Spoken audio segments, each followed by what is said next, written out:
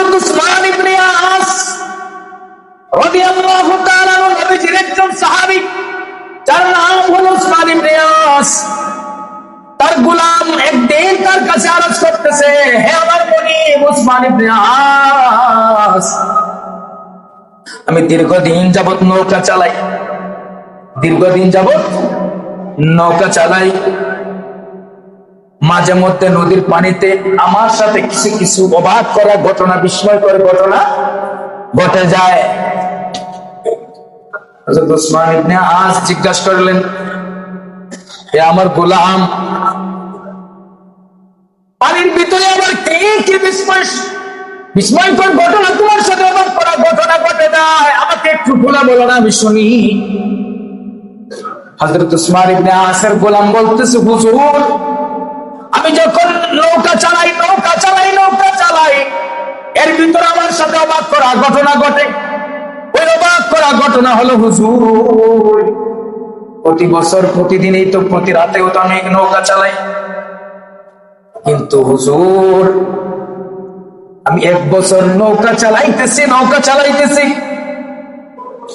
আমি প্রতি বছর এমন কবে নৌকা চালাই, কিন্তু আশ্চর্য হলো, আমি এক বছর রাতের বেলায় নৌকা চালাইতেছি, পানির পিপাসা লাগলো, আমি পানি পান করলাম, দেখলাম নদীর পানি মিষ্টি লাগে।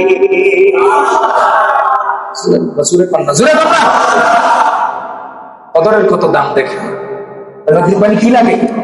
মিষ্টি লাগে, মিষ্টি। হযরত উসমান ইবনে আস রাতে বলেন, গোলাম রে, ওইটা কোন রাত যেই রাত্রিতে নদীর পানি মিষ্টি হয়ে যায়? ওই রাত্রিটা আমার খুব দরকার, ওই রাত্র সম্পর্কে আমি জানতে চাই। এবার হযরত উসমান ইবনে আসের গোলাম ডাক দিয়ে বলেন, হুজুর, আমি তো সারা বছর রাতের বেলা নৌকা চালাই, দিনের বেলা নৌকা চালাই, কোন রাত্রিতে হইছে আমার তবে মনে নাই, তবে একটা জিনিস আমি বলতে পারি, ওই মাসটা ছিল রমজান মাস। কাছাকাছি আইসা পড়ছে। এবার উসমান ইবনে আস বলেন, এবার বলুন, সামনে যে রমজান মাস আসতেছে, তুমি প্রত্যেক রাত্রিতে নদীর পানিকে তুমি টেস্ট করবা। রমজানের প্রত্যেক রাত্রিতে নদীর পানিকে তুমি টেস্ট করবা, প্রত্যেক রাত্রিতে নদীর পানি খাইবা, প্রত্যেক রাত্রিতে নদীর পানি পান করবার, দেখবা কোন দিন নদীর পানি মিষ্টি হয়। সেই রাত্রিতে নদীর পানি মিষ্টি হবে, আমি উসমান ইবনে আসকে খবর দিবা, আমি সারা রাত আমার মাওলার গোলামি করব, ওই রাতটাই হলো শবে কদরের রাত। চিল্লায় বলেন সুবহানাল্লাহ। গোলাম নৌকা চালাইতেছে, রমজান মাস, নৌকা চালাইতে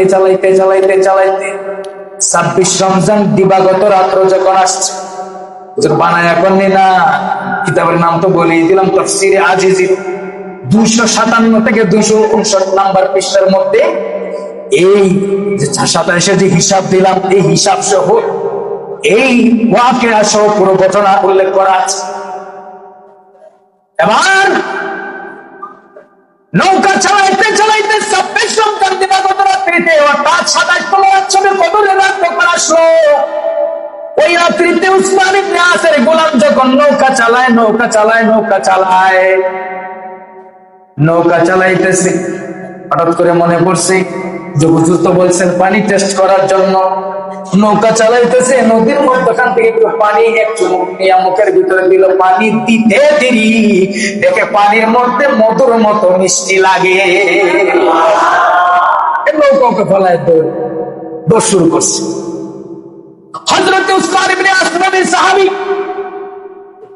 হযরত উসমান ইবনে আসের দরবারে দৌড়ে গেল, হুজুর, আপনি আমারে বলেছিলেন রমজান মাস টেস্ট করার জন্য নদীর পানি কবে মিষ্টি হয়, কোন রাত্রিতে মিষ্টি হয়।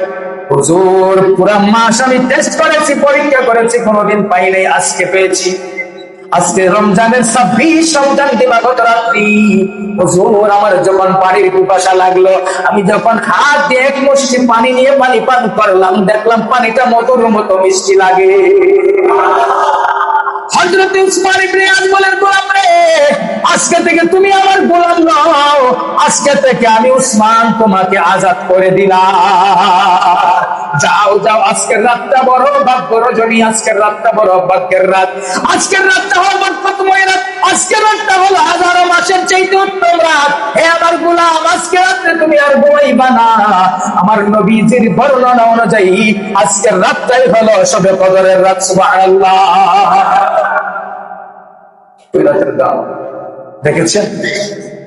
এই জন্য এই রাতকে একটু বেশি প্রাধান্য দেওয়া হয়। কিন্তু নবীজির হাদিস সুন্নাহ অনুযায়ী প্রত্যেক বেজুর রাত্রিতে কি করতে হবে? শবে কদর খুঁজতে হবে। ওইটা ওই জামানায় ছিল, এই জন্য এই ঘটনাটা কিতাবের মধ্যে হযরত উসমান ইবনে আস রাদিয়াল্লাহু তাআলা নবীর সাহাবী এই ঘটনাটা তুলে ধরা হয়েছে।